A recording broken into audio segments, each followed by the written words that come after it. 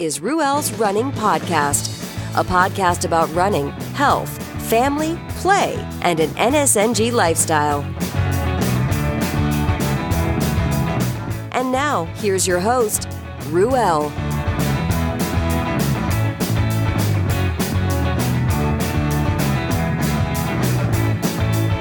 Excuse me as I rock on. That's Went Away by Dorothy Lane. Dorothy Lane out of Martinez, California. That's out of the Cut and Dry album. Check them out at dorothylanemusic.com. Yeah.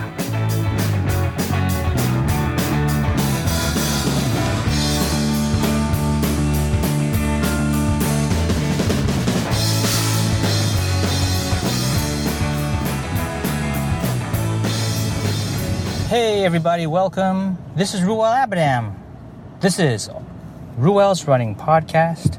How's everybody doing? I hope everybody's doing well. I'm on the go. I've got a kid or two, or 3, or 13 with me, but that's okay.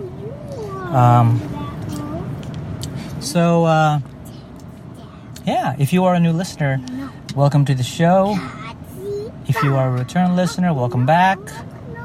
Ruel's Running Podcast is going to take a new direction, and got some feedback from a former guest, friend, and listener of the show about regarding the topic of last episode, where I was thinking about changing the name of the podcast to something that isn't running specific. But he shed light, and he meaning Daniel Weston. If you don't know who Daniel Weston is, Daniel Weston was a early guest of the show. He's in the UK, and he is a very talented runner, racer, and anyways, what's up, Daniel? So he pointed out one approach to the whole renaming of the podcast, rather than renaming it and not really having a run focus in place.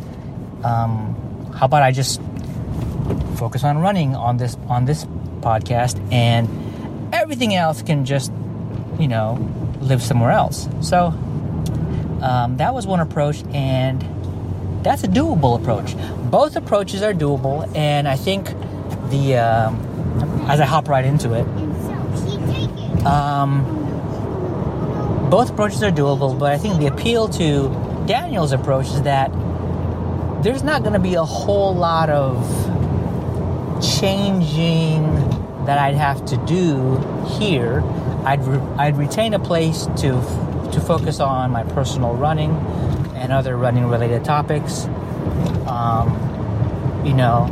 In my world, I won't have to do things like change domain names and URL redirection for all the things that already that existed. I would just change the focus of the content to be more targeted. But what that does mean is then I have to figure out, and I've been thinking about this anyways, I'd have to think about another place where all the other stuff goes.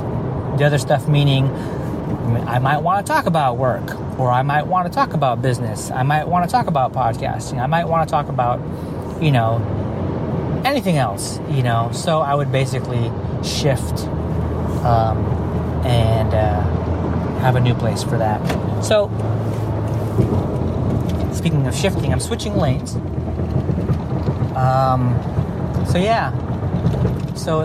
Either way, there's going to be some changes on either approach, and if anybody has any other ideas, I'm open to it.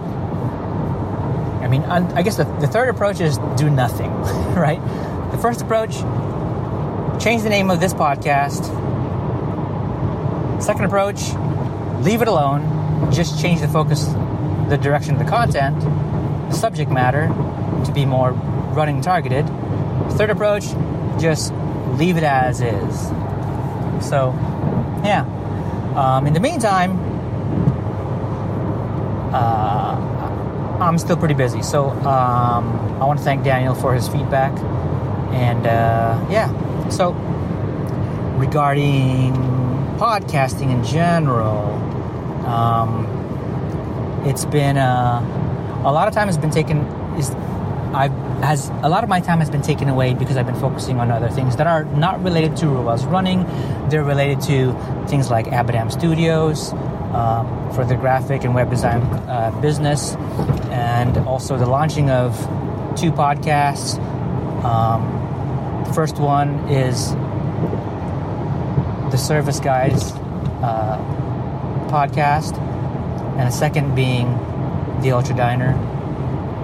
So check those out. They're both available on wherever you find your podcasts, right? Again, first one is Service Guys podcast. That's Lonnie Beecham and I. We talk about, the funny, crazy, scary stories that your service professional encounters.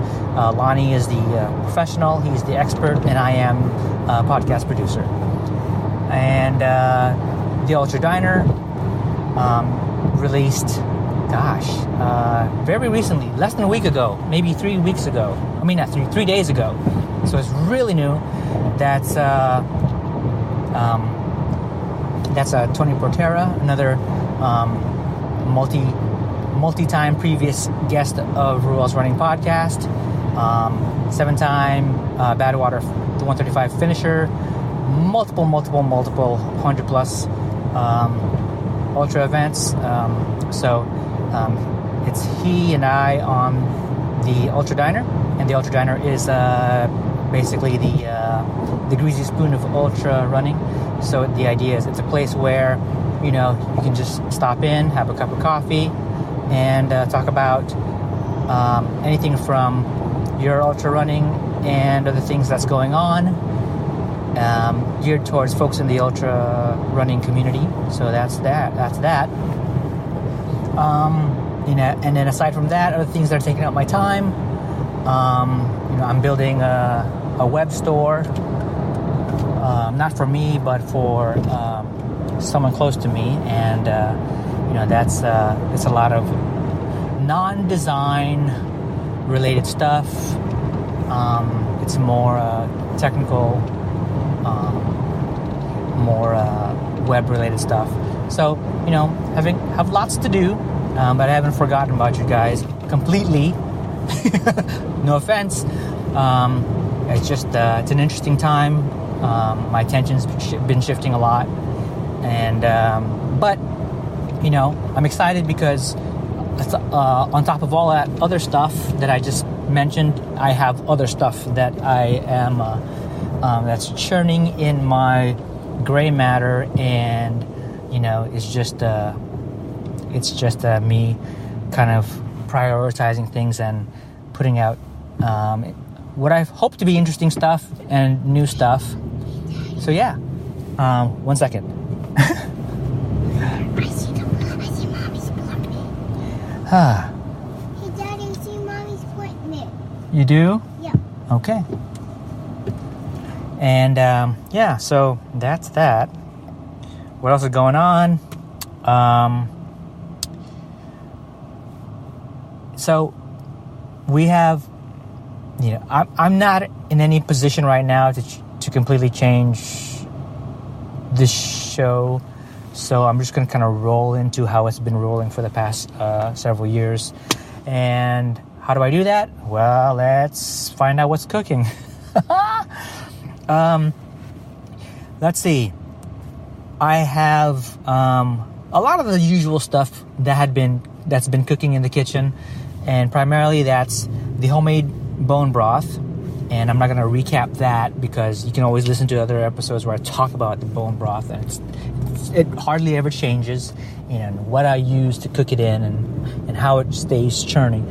And that is sort of a prerequisite for the other thing that's been cooking, and that's the sort of the paleo mushroom soup and I've talked about it many times in the past, but that's also what's been cooking. Other things that I'll be cooking this week, because we're going to be hosting dinner in a couple days or so. Going to do a beef chili, yum. Going to do a kale salad, yum. Here's the thing about kale salad. You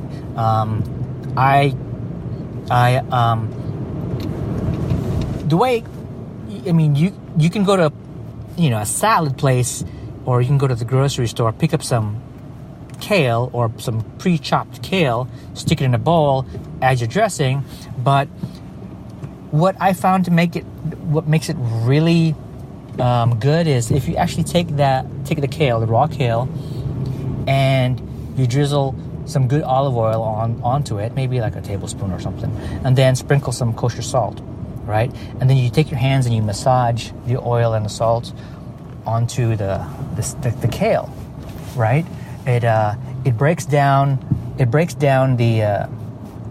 kale, and it marinates that olive oil into it, and the salt helps sort of break it down as well, and it seasons it, and it makes the kale in a way dressed and marinated and delicious. So do that to prepare the kale. That way you're not just dealing with some weird sort of like leafy thing, So we do that, and what else are we doing? We're gonna do a bake or a grilled salmon.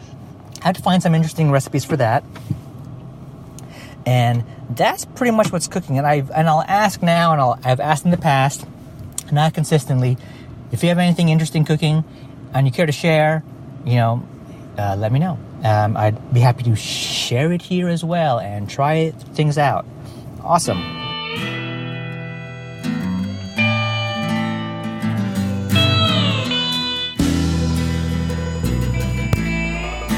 BeMighty.com. Play your Spotify music on the go without a phone or internet connection. Mighty, folks, I picked up a Mighty a while ago from the good folks at Mighty to test out, try out. It really, really, really reminded me of some other device that I used on the go. And you should check it out. It plays Spotify playlists and podcasts, and it works with Bluetooth and wired headphones. It stores more than 1,000 tracks offline with up to 5 hours of listening time. And there's wireless syncing involved through a mobile app, and it's drop-proof and water-resistant. Check them out. It's a little tiny device, and you can listen to your Spotify music and your Spotify podcasts, and you don't have to carry your phone once you've got it all synced. You can just have this little thing. It's about an inch and a half or so by inch and a half square, and check them out at ruwellsrunning.com/partners. Click on the Mighty link and see what they got. They come in 3 colors. They come in black, white, and orange. Check them out. ruwellsrunning.com/partners for Mighty Audio. Be mighty.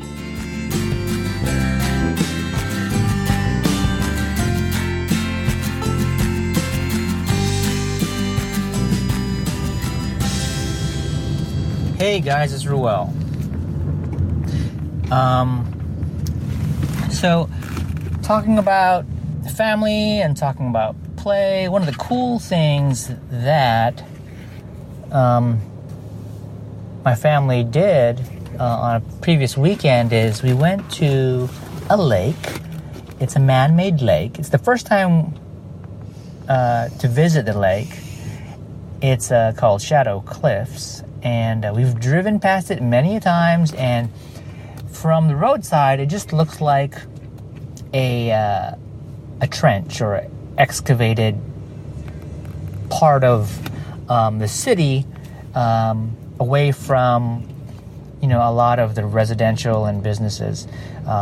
It's right across I guess you'll call it a quarry. So it looks like a big old hole in the ground, but it's filled with water. And but it's opened up. It's been I'm not sure of the history, but I assumed the place had been dedicated for other things, for recreation. It was filled up with water. I don't know if the water originates there naturally via the ground, or if somehow it was engineered to hold on to water. But if you didn't know any better, you figured, well, it's an odd place to for a lake to exist. But here it is, and it's been fixed up to a point where there are lifeguards on duty, there's a shelter, there's a concession, there's like a beach, and there's a parking lot. It's done pretty well, and there's like a dock, and there's also rental craft like the little paddle boats and stuff, and it's kind of neat. And there's markings or little buoys and ropes on the water to indicate where it's shallow and where it's deep, and it's kind of cool.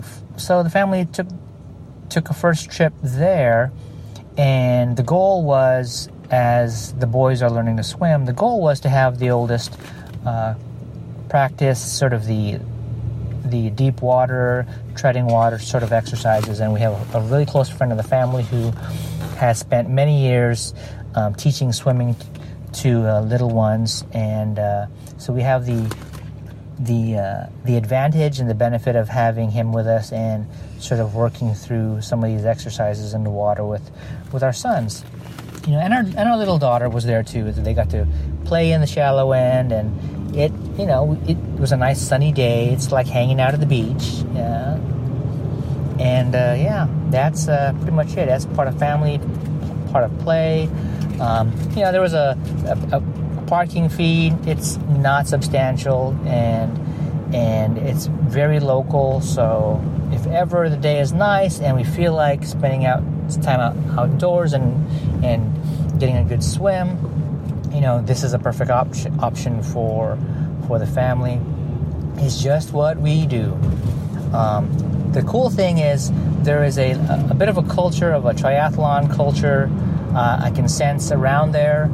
As I walk around the parking lot, I see a lot of vehicles with stickers that have to do with Ironman and other triathlon insignias, and folks there practicing doing their laps and practicing their swim and all that stuff in wetsuits. So it's kind of alive. It's kind of vibrant, and there are other families setting up for picnics and birthday celebrations and stuff. So pretty cool. The lifeguard station has a team of lifeguards there.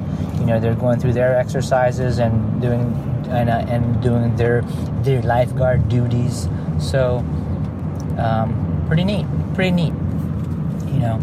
And that's that. One of the interesting things that I picked up was as I was walking through the parking lot, getting things or putting things back into the vehicle. There's some folks in the parking lot stretching out, getting ready for a run. I can't help but notice. I'm doing a little bit of running myself. I noticed, and one of the guys on that little group was talking to the rest of his group. There was just 3 others aside from him, so a total of 4. And I caught part of what he was saying, and he basically said something along the lines of, and I don't know the context of the conversation, but what I heard was, the thing with honey is it coats the stomach so there's less GI. The thing about honey is it coats the stomach so that there's less GI.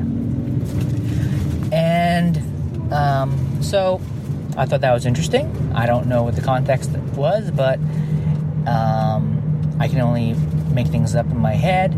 All I know is that, the marketing of honey, there has been marketing of honey, and that there are benefits to honey. There's honey of different qualities, and I don't know what's true or not. Honey, the honey that I've consumed in the past, and it's been years, has been sort of the organic type, raw, and I used to on occasion, take a teaspoon of the raw honey in right before bedtime. And, the couple times that I've done that, have had amazing sleep. But the other thing I do know about honey as well is that as sweet as it is, you can always count on it being pretty much sugar. And how I feel about sugar, for those who listen to this podcast for quite a while know, on an NSNG lifestyle, way of eating, we're generally going to stay away from the sweeteners and the sugars and all of that, including honey. Now, whether or not, these runners were in a conversation about how you can fuel on honey and count on it not causing much GI distress, all I can say is, sure, I can't disagree or agree, and because what goes through my head is it has to depend, right, on what are you running. I mean, if you're running a 5K or a 10K, right, and at what intensity are you going versus, a longer distance, greater than a marathon or whatever. How you utilize what you consume and how you're able to process stuff really depends on what you eat, what your gut's doing. Because if you're really gunning it, the idea is most of the blood that you have is going to be focused on those muscles that are trying to get you fast and going fast and hard. And that means, your digestion is going to have less of that. And so if you're, depending also on how much honey or anything else you're consuming,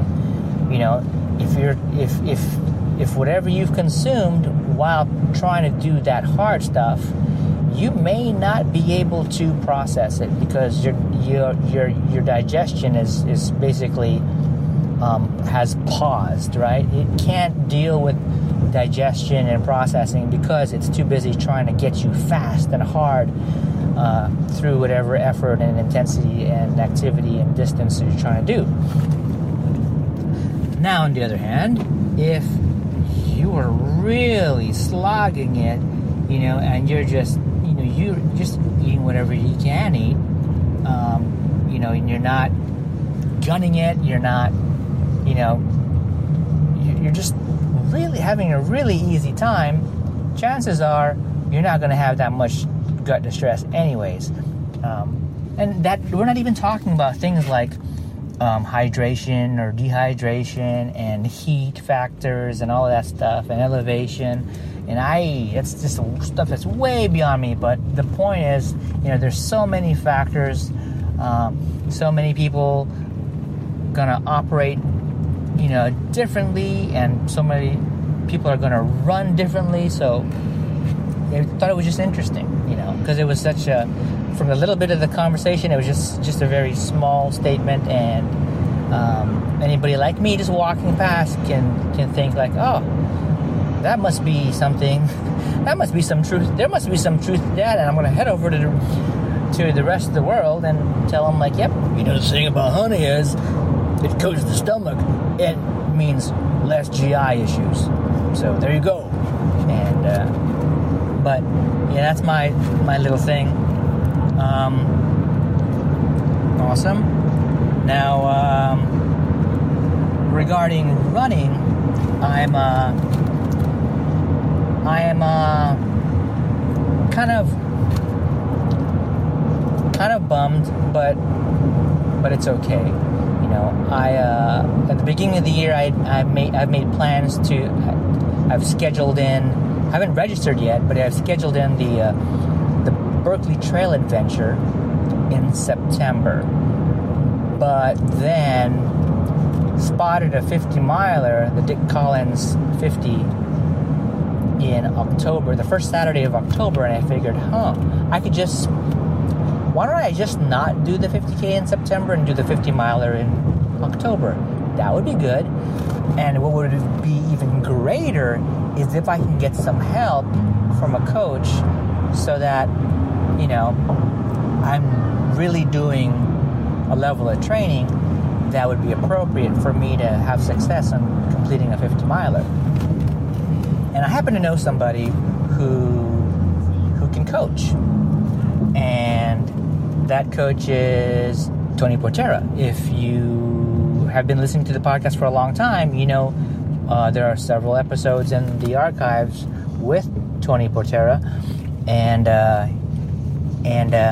Tony and I recently launched the Ultra Diner, a podcast, sort of subtitled, just kind of subtitled it on the fly as the Greasy Spoon of ultra running, and Greasy Spoon being another name for a diner. And so the idea of that podcast is that folks in the ultra running community can come into this virtual diner, sit down, have a virtual cup of coffee, whatever floats your boat. Maybe it's tea, maybe it's a virtual hot chocolate, but some quality chocolate. And just kind of talk about what's going on in their world, their day, their running. So Tony and I released the Ultra Diner with a couple episodes already. And, we do plan to have guests on or have others attend the diner, meet up at the diner, and, have some good conversation, and hopefully we can split the check or somebody can pick up the check. But yeah, so, I was talking to Tony about doing a 50-miler and needing help with coaching, and he says, hey, that's interesting. That's interesting. You can hear this conversation on one of the episodes of the Ultra Diner, but the conversation was basically, Tony said that it's interesting that I brought up needing some help and a coach because he was starting up that service again. So I've been we've had a few other conversations about it, and I told him about the event in October, but more recently I've found out that weekend or that particular day is not, unless things change, that particular day isn't going to be available for me to do that run. So I have to look out for other options, another 50-miler that I can train towards, and present that to Coach Tony, and we'll see. But that's the update on the running, and I'm, there's no regimented approach to training at the moment. I'm running sort of whenever I can on a midday, fortunately it's the type of running where I have the benefit of hills, and it's around San Francisco, the streets of San Francisco. But yeah, so it's like an hour to two, up and down San Francisco hills, and just trying to get my work on that way. But we'll see. I don't know. We'll see. But more to come. So yeah. Okay, folks. Just want to say thanks for listening. Be sure to follow Ruel's Running on Instagram, Facebook, and Twitter. Say hi. If you have any questions, comments, feedback, I'd love to hear it. I don't often ask for it, but this podcast hasn't received a rating and review on iTunes or Apple Podcasts in quite a while, and would be nice to have somebody go in there and say they want to kick my balls and give me 5 stars. I would greatly appreciate it. So someone do that. Awesome. Now go out, hug your family, hug your friends, eat something delicious, and go run something. Bye. Thanks for listening to Ruel's Running Podcast with Ruel. If you like what you just heard, share it with your friends and your enemies. Also, be sure to check out the site over at ruelsrunning.com. This has been another Coffee with Heavy Cream production. Join us next time for another silly show of Ruel's Running Podcast.